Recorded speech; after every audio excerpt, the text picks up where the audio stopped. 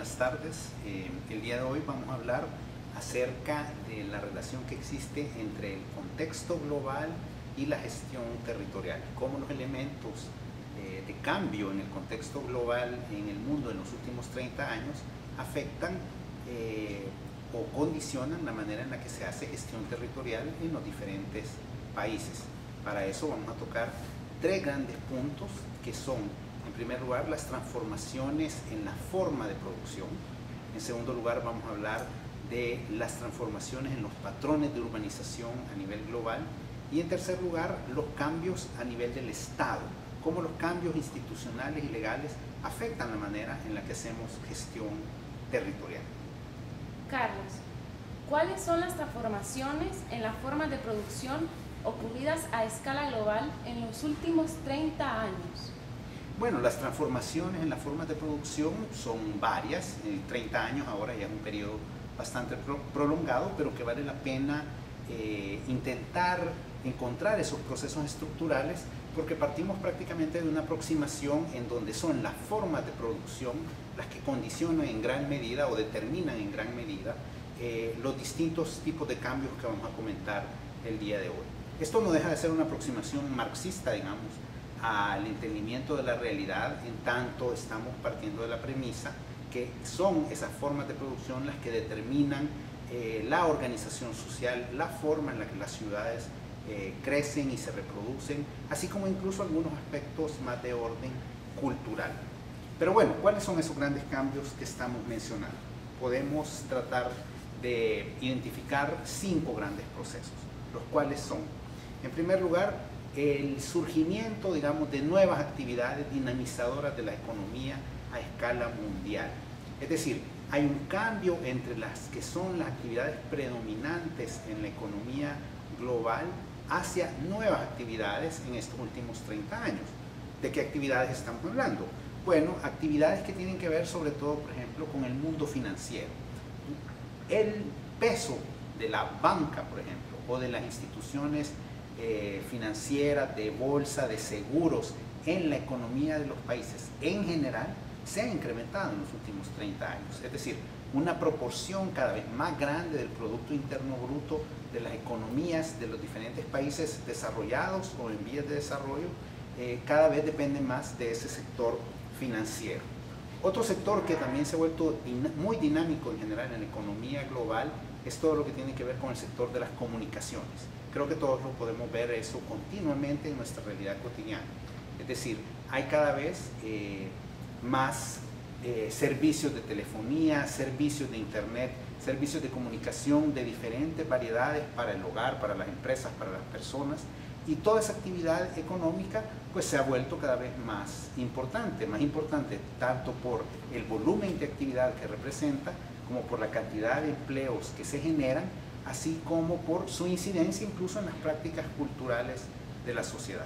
Otra actividad importante en los últimos años y que es muy fundamental, digámoslo así, para la gestión del territorio, tiene que ver con todo el mundo de los bienes raíces, es decir, cómo la movilización del capital en infraestructura, en las ciudades, en el desarrollo de nuevos complejos residenciales se vuelve también un motor económico muy importante, y además con capitales que se mueven a escala global, es decir, de inversionistas que pueden trascender de su país para hacer desarrollos urbanos en otros países, en otras ciudades, y eso pues representa también una fuente de riqueza importante. Una última actividad es todo lo que tiene que ver también siempre en el área tecnológica con el mundo informático, es decir, con todo lo que tiene que ver con las tecnologías, ya mencionamos las de las comunicaciones, pero también con las tecnologías de procesamiento de datos, de manejo de datos, de elaboración de software, de procesamiento de información, que por lo tanto también generan mucho empleo y generan actividad económica relevante. Otro elemento de cambio de otra naturaleza en lo que tiene que ver con las actividades productivas es el énfasis que se le da al tema de la innovación, es decir, la capacidad que tiene la economía y la producción de innovarse, es decir, de crear nuevas soluciones a los problemas que están planteados pero no solo en un término de creatividad, sino de trascender esa creatividad para utilizarla efectivamente en la producción.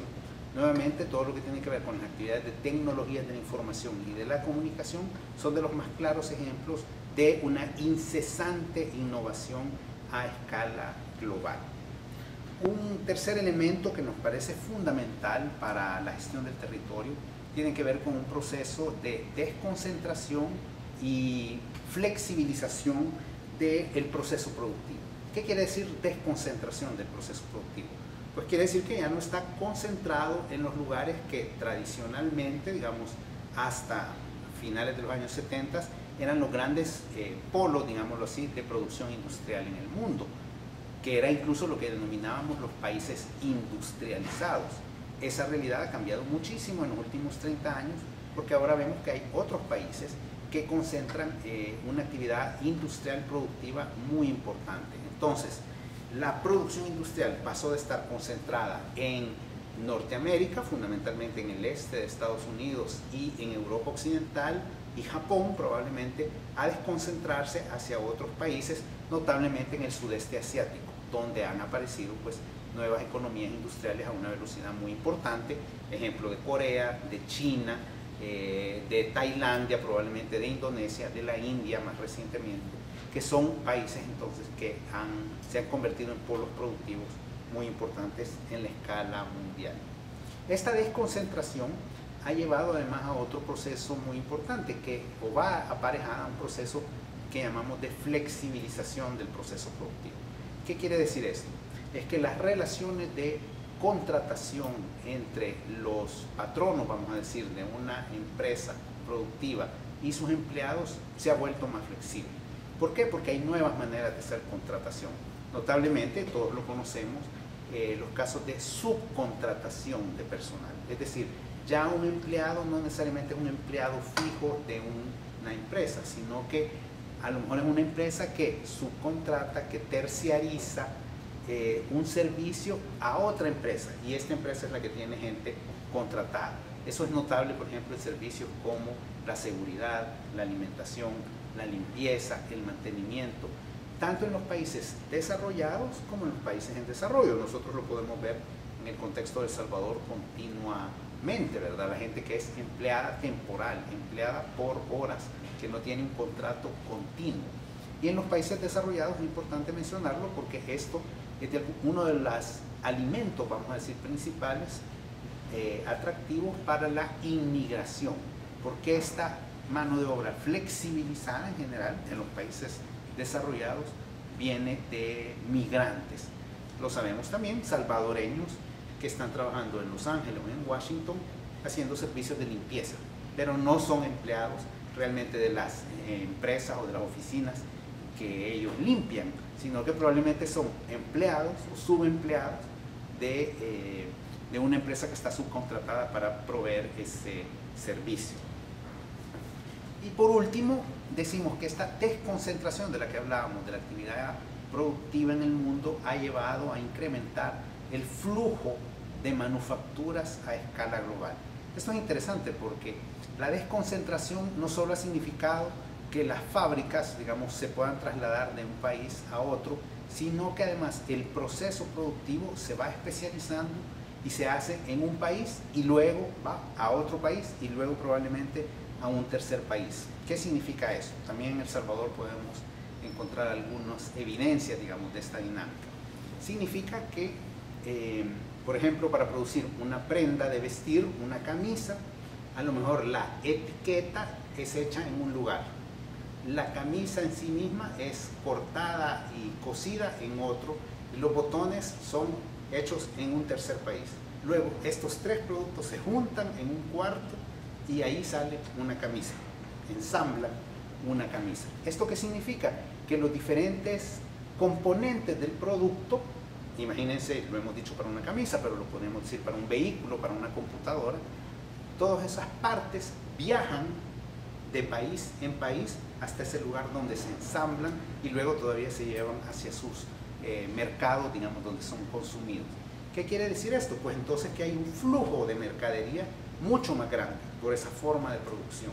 Es decir, que están viajando botones, etiquetas o partes de vehículos de un país a otro, lo cual significa pues que hay una presión cada vez más grande y una necesidad al mismo tiempo más grande de mejores infraestructuras y servicios de intercambio pues para poder movilizar estos productos.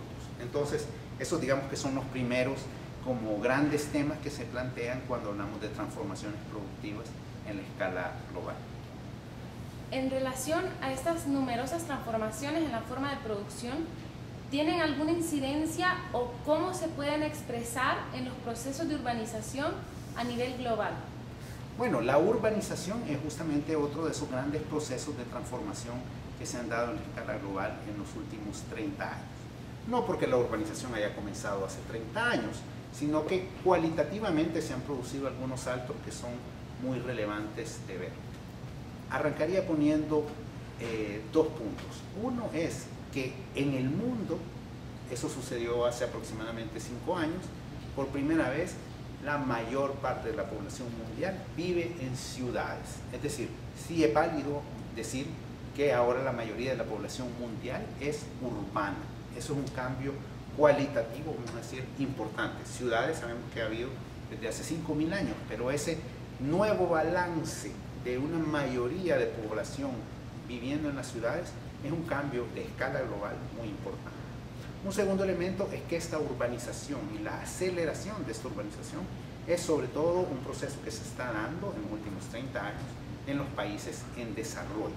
Es decir, el mundo en general es más urbanizado, pero además los países en desarrollo son los que cada vez están más urbanizados. Son como dos elementos de entrada muy importantes.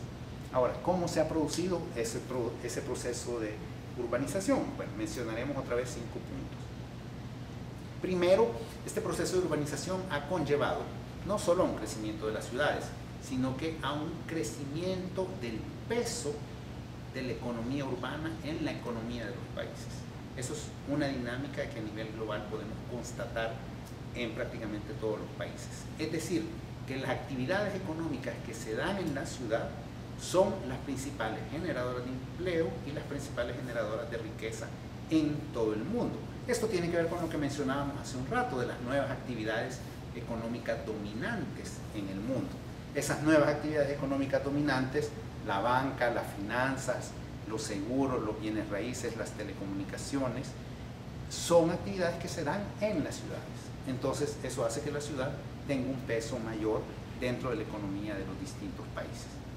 Un segundo punto tiene que ver con que al mismo tiempo que ha crecido la economía urbana, ha crecido también la informalidad en las ciudades. Creo que también lo podemos ver nosotros con mucha claridad en el entorno salvadoreño. Es decir, estas ciudades que efectivamente tienen actividades económicas muy pujantes, vamos a decir, al mismo tiempo generan una serie de actividades informales de diversa índole que van a la par, digamos, de estas actividades dominantes. ¿A qué nos referimos? Lo mencionábamos también hace un momento. Servicios que justamente se han flexibilizado, se han desconcentrado y que entran en una dinámica prácticamente de economía informal. O actividades que no pasan, digamos, por la formalidad de los procesos de contratación de empleados o de prestaciones laborales, pero que están efectivamente trabajando. Y obviamente las formas más evidentes que nosotros conocemos, como por ejemplo el comercio ambulante, el comercio de la calle, que se dan en todos los países. Es decir, nosotros lo podemos ver en el centro de San Salvador de una manera bastante escandalosa, pero igualmente en Nueva York ustedes pueden ver economía informal, venta callejera, ahora que no existía hace 30 años. Por supuesto no con los niveles que tenemos nosotros, pero es un fenómeno nuevo. Y un tema que se desliza ahí, que merece muchísima reflexión también y que algunos lo vinculan a la economía informal, es también la economía subterránea, vamos a decir, la economía ilegal, la economía de la delincuencia. También es una actividad que se ha incrementado a nivel global en las ciudades. Un tercer punto tiene que ver, es casi como la contraparte de estos dos primeros, tiene que ver como con una tensión, un potencial conflicto entre, por un lado, el crecimiento de la ciudad y por lo tanto una mayor población viviendo en las ciudades, una mayor población que demanda servicios básicos o equipamientos sociales, servicios públicos, pero al mismo tiempo también actividades económicas que también demandan nueva infraestructura, mejor infraestructura y mejores servicios. Entonces hay evidencia de conflictos entre las demandas de la población, pongamos el ejemplo del agua, la población que requiere agua potable o servicios de saneamiento, pero al mismo tiempo también las industrias que muchas veces requieren servicios como el agua o requieren que el Estado priorice la inversión en infraestructura que la actividad productiva demanda. Entonces ahí se pueden dar también conflictos o se producen conflictos, digamos, entre una población creciente y una actividad económica en las ciudades que también es creciente. El cuarto elemento es consecuencia prácticamente de estos anteriores y tiene que ver con, en general, en el mundo, con una pérdida de la cohesión social a nivel de las ciudades. Esa pérdida de cohesión social se traduce en elementos como marginación de amplios segmentos de la población o exclusión incluso de amplios segmentos de la población. Ya estamos hablando más allá, o yendo más allá de la pobreza, pero además de sectores que no han logrado, que no logran incorporarse, digamos, a las actividades dominantes de la ciudad. Entonces eso va creando una idea de exclusión. A la par de esto, obviamente, esa exclusión que se ha incrementado en San Salvador, pero igual se ha incrementado en Ámsterdam o se ha incrementado en Londres, va a la par de un proceso, obviamente, de mayor inseguridad ciudadana y de mayores niveles de violencia en general, de una preocupación cada vez más grande en la ciudad por el tema de la seguridad, a veces a un nivel sin duda paranoico, creado, ¿verdad?, de temor en la ciudad, pero por otro lado también de evidencia real de constitución de grupos, como los conocemos, pues pandilleriles, de grupos de crimen organizado, que también son parte de la realidad urbana en muchísimas ciudades en el mundo. Y por último, sin duda profundizaremos en esto, se va desarrollando nuevos patrones físicos, llamemos así, de crecimiento de la ciudad. Fundamentalmente nos interesa señalar tres grandes patrones. El crecimiento de lo que llamamos las megaciudades, es decir, a nivel global, las ciudades que tienen más de 10 millones de habitantes, que ahora en el mundo son alrededor de 15 ciudades que tienen más de 10 millones de habitantes. Por otro lado también la dispersión del crecimiento urbano, es decir, que estas ciudades no solo están siendo más grandes, pero además más dispersas o más difusas, es decir, el límite entre lo urbano y lo rural es cada vez más difícil de trazar, porque ese modo de crecer, digamos, a veces ya no es un crecimiento continuo de la mancha urbana, sino que es un crecimiento que va dando saltos, va dejando espacios rurales, digamos, en medio del espacio urbano y por lo tanto va creciendo de una manera acelerada. En nuestra realidad lo podemos ver en ejemplos de colonias, ¿verdad?, que ustedes saben, se han desarrollado completamente aparte de ninguna ciudad existente. Vamos a decir, caso en el sur del área metropolitana de San Salvador, en San José Villanueva, la Hacienda, Miramar, son ese tipo de desarrollos que están completamente desconectados del entorno inmediato. Pero también lo vemos en la carretera panamericana, camino a Santa Ana, ¿verdad?, en el área de Lourdes, ahí ha crecido una gran ciudad, pero que es realmente muy, muy reciente. Sumado a estos cambios en los procesos de urbanización, ¿cómo se reflejan culturalmente? ¿Cuáles son los grandes cambios que se dan en las ciudades en este periodo? Claro, ese es un punto importante, ¿verdad? Porque además de estos cambios, o en el marco de estos cambios de orden más económico y físico que estábamos mencionando antes, nosotros podemos también ver cómo la ciudad adquiere una naturaleza cultural o es un objeto cultural también en transformación. ¿Por qué lo decimos? Bueno, porque pesa mucho, esto hay varios autores en Estados Unidos, en Europa, que lo plantean, que este modelo de ciudad fortalece, digamos, un patrón de ciudad dual, es decir, de una ciudad donde se condensan, por decirlo de alguna manera, las mayores contradicciones sociales. Claro, la desigualdad se ha incrementado en la sociedad en general, pero esa desigualdad donde se pone más de manifiesto es en los ámbitos urbanos, no tanto en los ámbitos rurales. Es decir, que en las ciudades vamos a encontrar los grupos más ricos de una sociedad, pero al mismo tiempo vamos a encontrar probablemente los grupos más pobres y viviendo en unas distancias mucho más reducidas, es decir, viven más cerca. Por lo tanto, los niveles de contraste y de disparidad entre estos grupos pues se vuelven mucho más evidentes. Es lo que Van Kempen, Marcuse y Marcuse hablan, por un lado, el enclave de los privilegiados que se aíslan de la sociedad, se amurallan, ¿verdad? Porque no quieren que los demás se acerquen a donde ellos viven, lo podemos nosotros encontrar en nuestras ciudades, pero también es la ciudad del gueto, ¿verdad? Del gueto de los excluidos, de esas islas de miseria, digamos, muy fuerte que encontramos en la ciudad. Y esos son dos mundos que están prácticamente conviviendo en unos espacios relativamente pequeños, que los podemos ver en el área metropolitana de San Salvador, o los podemos encontrar en Río de Janeiro, o los podemos encontrar incluso en Nueva York. Un segundo elemento, al mismo tiempo, es que la ciudad es cada vez un objeto cultural como más apetecido, más codiciado, hay más atención sobre él. Lo podemos ver, por ejemplo, en los medios de comunicación, tanto en prensa escrita como en televisión, hay las secciones de ciudad, ¿no? Es decir, la ciudad como noticia. Eso es una constante que podemos encontrar cada vez más. Periodistas interesados en entender la ciudad en cualquiera de sus dimensiones que estamos mencionando. En la ciudad como el lugar donde están los equipamientos culturales, en la ciudad como el lugar donde están las universidades y se produce el conocimiento, en la ciudad como el lugar donde se producen las noticias, porque el mundo político está concentrado en la ciudad. Eso es esa idea de ciudad que va dominando nuestra cultura a través de la comunicación.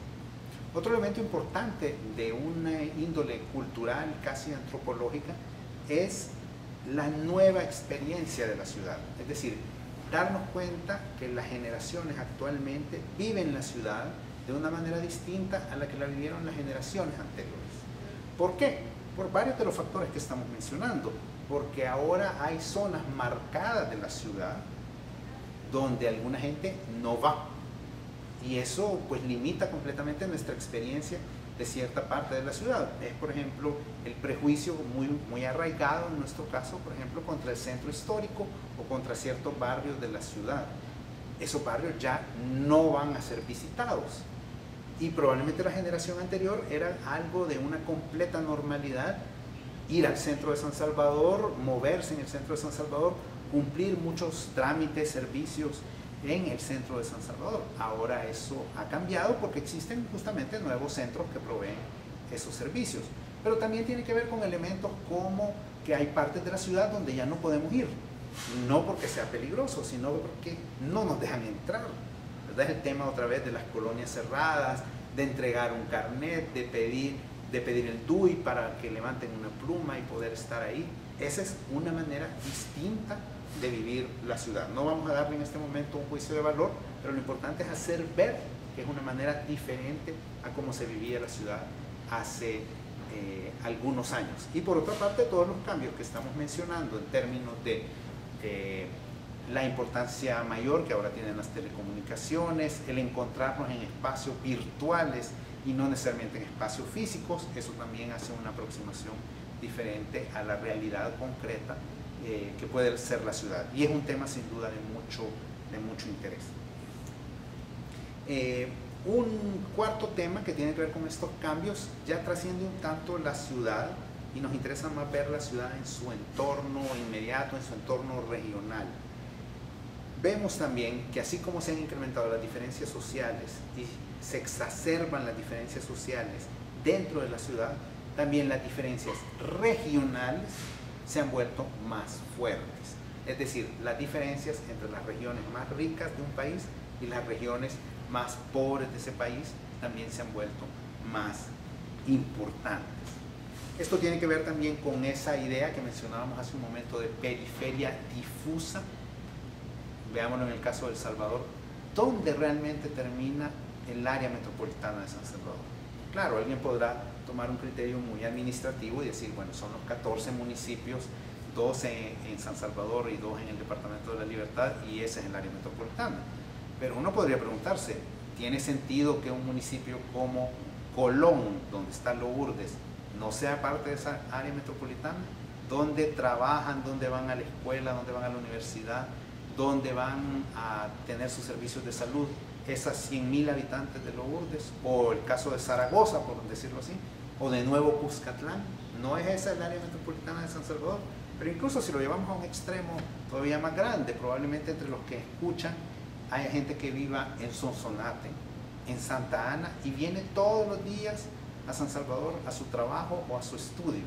Entonces uno se preguntaría, ¿y dónde es realmente? ¿Cuál es la periferia del área metropolitana de San Salvador? Porque alguien que viaja continuamente en términos diarios, pues uno podría decir que realmente vive en esta ciudad. Y eso le plantea a la ciudad también un reto importante, porque cuando vemos fríamente un censo y decimos la población oficial del área metropolitana es 1,5 millones de habitantes, a lo mejor estamos pasando de lado que tal vez otro 1.000.000 de personas, si no más, viene todos los días al área metropolitana de San Salvador, aunque realmente tenga su domicilio formalmente fuera de esta área metropolitana. Son temas en los que vale la pena hacer una reflexión, y que en general están relacionados pues al tema de una mayor heterogeneidad a nivel del territorio y a nivel de las ciudades particularmente. Entonces se nos plantea cómo podemos trabajar en ese marco de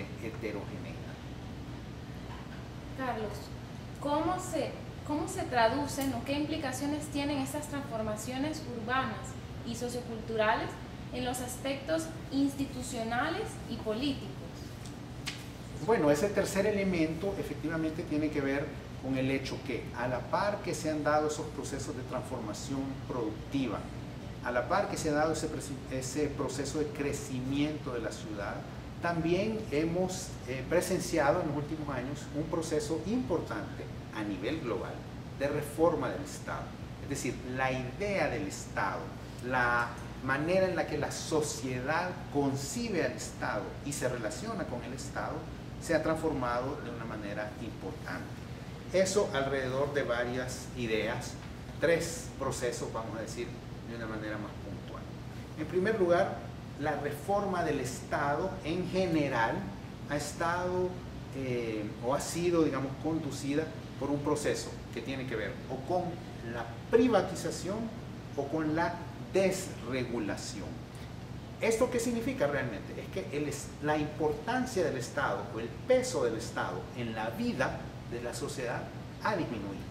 Ha disminuido ya sea porque ha transferido algunas de sus funciones previas a manos de los privados, y no solo de las empresas privadas, ya lo vamos a comentar, también a veces a manos de la sociedad civil o de las ONGs, por ejemplo.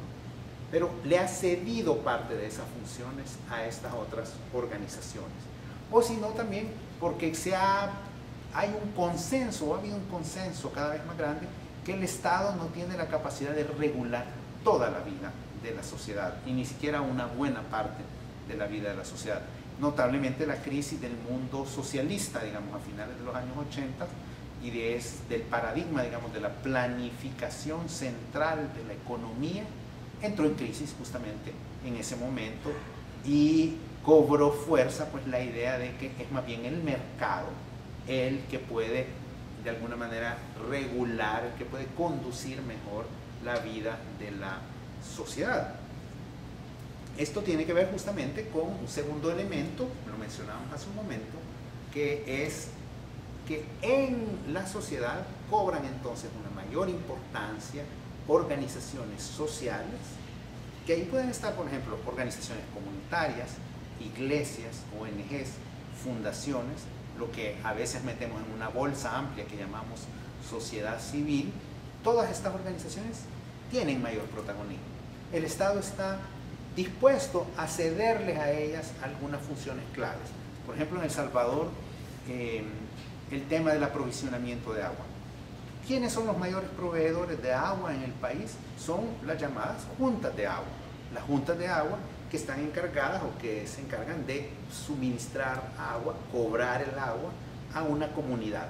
Claro, son miles de juntas de agua a nivel nacional, pero ante la imposibilidad evidente, pues, que el Estado no puede cubrir o atender esa demanda, entonces se acepta, bueno, que sea la misma gente la que resuelva su problema. Y eso lo podemos encontrar en diferentes áreas. Por ejemplo, en el caso salvadoreño, el tema del programa EDUCO, de educación por la comunidad, va en esa línea. No es tanto el Ministerio de Educación el que debía de proveer los servicios de educación, sino que la misma comunidad intentar resolver su necesidad de educación a un nivel básico.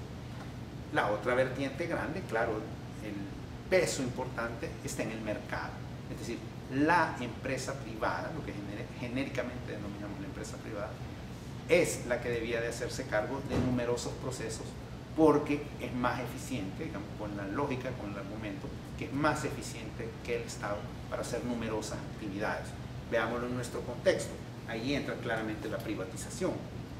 A finales de los años 80, principios de los años 90, se decidió privatizar la banca que estaba nacionalizada, que era estatal.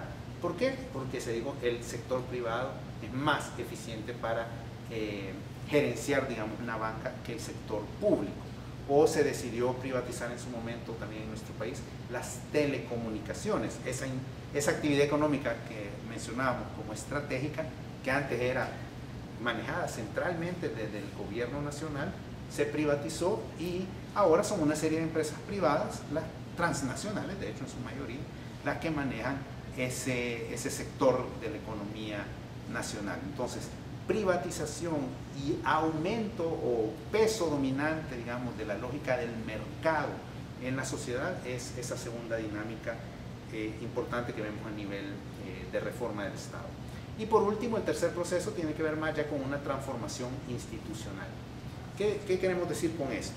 Es que a través de diversos procesos que vamos a llamar desconcentración, descentralización y desreglamentación, esas tres Ds, se ha cambiado, digamos, la manera en la que están organizadas las instituciones. Significa que se pasa de un modelo que privilegiaba al Estado central, al Estado nacional, a un Estado que prefiere desconcentrarse o descentralizarse, es decir, perder importancia en el gobierno nacional para otorgársela a los gobiernos municipales. Por ejemplo, ese es un proceso que se ha dado a nivel mundial y que sin duda tiene sus elementos muy positivos, pero también puede tener sus elementos de mucha fragilidad y de mucha crítica, sobre todo cuando lo ponemos en perspectiva de las capacidades reales de los municipios para enfrentar nuevas funciones o adquirir nuevas responsabilidades. Pero en todo caso, lo que aquí queremos apuntar sobre todo es que hay una dinámica a nivel global que impulsa, digamos, un proceso de desconcentración o descentralización de ese gobierno nacional hacia entidades siempre estatales, pero más pequeñas. Entonces, esa dinámica en general, estos tres procesos que apuntábamos de reforma del Estado, de mayor peso de las organizaciones de la sociedad civil y de la empresa privada, y de desconcentración y descentralización del gobierno nacional, pues en general apuntan hacia una mayor fragilidad en general del aparato estatal a nivel global, insisto. Muchas gracias, Carlos. Para finalizar, quisiera que nos comentaras un poco sobre los grandes retos que todas estas transformaciones que has comentado plantean a la gestión territorial. Claro, este universo, digamos, de cambios que hemos comentado, y que obviamente son todos procesos muy amplios y que pueden ameritar una discusión particular y un debate más profundo, cada uno de ellos, pues nos ponen un marco de cara al tema que nos interesa, que es la gestión del territorio. ¿Cuáles son esos retos claves para tratar de provocar, digamos, una discusión que podríamos apuntar? Bueno, el primero tiene que ver con justamente cómo aprovechar las nuevas oportunidades que la economía urbana presenta. Cómo la gestión territorial puede volver más productiva o contribuir a ser más productiva a las ciudades y a los territorios. Ese debería ser un reto que nos deberíamos de plantear. Esto pasa por además una idea sobre competitividad, que será un tema que discutiremos más adelante. Es decir, cómo la gestión del territorio puede contribuir a que ese territorio sea más competitivo y más productivo, ya no solo a la escala del país, que sin duda siempre es importante, pero incluso ahora se plantea a una escala más, si no global, a una escala regional internacional. Cómo aprovechar las ventajas de un territorio, cómo sacarle provecho a los capitales de un territorio. Eso es una línea, digamos, de trabajo de la gestión territorial que nos va a interesar explorar. Un segundo reto tiene que ver con la gestión justamente de esa ciudad fragmentada a la que hacíamos alusión. Como esa ciudad donde hay una mayor disparidad, donde hay más desigualdad, una ciudad más heterogénea, cómo podemos intervenir sobre esa ciudad para asegurar, obviamente, objetivos de calidad de vida para la población. Y ahí se vuelven importantes temas, por ejemplo, como el espacio público, el espacio que convoca a todos los ciudadanos, o sistemas de escala urbana regional que también contribuyen a movilizar los flujos de población e incluso de productos que mencionábamos. La importancia, por lo tanto, del tema de transporte y de movilidad a nivel de la ciudad se vuelve clave. Un tercer reto, siempre en la dimensión urbana, tiene que ver con el tema de pobreza. Es decir, cómo en ese marco de disparidades exacerbadas, digamos, en los espacios urbanos, cómo podemos intervenir para atender, combatir, aliviar, o si lo queremos ver más radicalmente, erradicar la pobreza urbana. ¿Qué tipo de intervenciones debemos hacer para disminuir al menos esa pobreza? Y ahora cada vez más se plantea cómo hacemos para revertir la exclusión a nivel de las ciudades. ¿Qué tipo de intervenciones, que no son evidentemente solo de orden físico, sino que de orden social y económico, pueden ser planificadas en las ciudades para contrarrestar, digamos, esta dinámica de exclusión?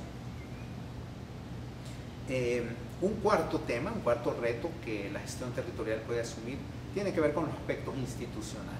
Es decir, cómo hacemos una gestión del territorio donde reconozcamos, por un lado, que los actores no estatales tienen cada vez una importancia más grande, es decir, cómo reconocemos la participación de la sociedad civil, de las organizaciones no gubernamentales o de la misma empresa privada para atender los asuntos públicos. Y al mismo tiempo, cómo contribuimos a que ese estado frágil que mencionábamos hace un momento pueda de alguna manera fortalecerse, robustecerse para tener una gestión más efectiva de la ciudad. Y por último, el quinto reto que siempre es bueno poner sobre la mesa, aunque probablemente no lo hemos mencionado tanto antes, tiene que ver más con los aspectos ambientales. O sea, esta ciudad que crece, esta ciudad que tiene cada vez más población, esta ciudad que es más productiva en general, ¿cómo la vinculamos de una manera racional con el medio ambiente? ¿Cómo aseguramos que la ciudad sea efectivamente más sustentable? Particularmente cuando sabemos que la ciudad es consumidora, y en el caso salvadoreño particularmente, de tres recursos no renovables críticos, como puede ser el agua, como puede ser la energía o como puede ser el suelo. Cómo la gestión territorial aborda estos temas, entre otros, sin duda podemos plantear otros temas también, pero cómo la gestión territorial puede contribuir en este marco de cambios que estamos mencionando a hacer una ciudad más sustentable, tanto por su relación con la naturaleza como por su relación con sus habitantes.